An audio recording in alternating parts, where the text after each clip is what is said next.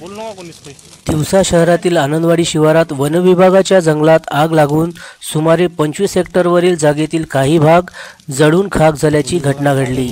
नगरपंचायतचे अग्निशामक आणि वनविभाग यांच्यासह शहरातील स्थानिक ग्रामस्थांनी सुमारे 2 तास प्रयत्नाची पराकाष्ठा केल्यानंतर आग आटोक्यात आणली।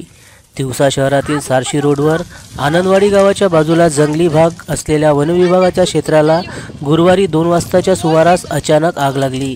ही बाब स्थानिक ग्रामस्थांनी नगरपंचायतचे अग्निशामक आणि वनविभाग यांच्या निदर्शनास आणून दिल्यानंतर त्यांनी तातडीने घटनास्थळी येत ग्रामस्थांना सोबत घेऊन आग विझवण्यासाठी शर्थीचे प्रयत्न केले।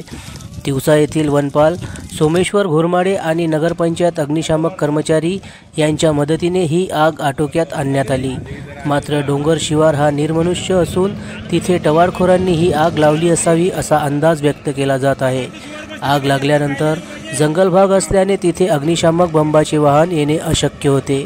त्यामुळे आग विझवण्यासाठी ओल्या झाडा झुडपांच्या फांद्या हातात घेऊन तब्बल 2 तास शर्थीचे प्रयत्न करत वनविभागाला आगीवर नियंत्रण मिळवण्यात यश आले। या आगीची झळ साग, शिसव, कडुनिंब, जंगली बाभळी आणि इतर सुमारे 1000हून अधिक झाडांना बसली। त्यातील बहुतेक झाडे 5 वर्षांहून अधिक वयाची होती। मोठ्या झाडांना थोडी झळ बसल्याने ती वाचली आहे। इतर झाडे मात्र आगीच्या भक्षस्थानी पडून खाक झाली। जनसमर्थन न्यूज, तिवसा, जिल्हा अमरावती।